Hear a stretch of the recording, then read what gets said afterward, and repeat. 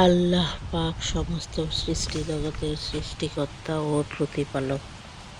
এই বিশ্ব চরাচরে যাহা কিছু রহিয়াছে সবই তাহার আজ্ঞাবহ ও দাসানুদাস।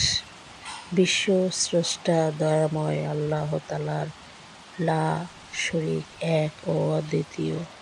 যাবতীয় বস্তুর হায়াত, মওত ও রিজিক দৌলতের তিনিই মালিক। তিনি সর্বশ্রেষ্ঠ ও সমস্ত শক্তির অধিকারী। এই পৃথিবীর সব কিছুই তাঁহার নির্দেশে পরিচালিত হইতেছে এবং তাঁহার হিকমত ও করুণার ফলে সারা জাহানের যাবতীয় পদার্থ নিয়ন্ত্রিত হইতেছে।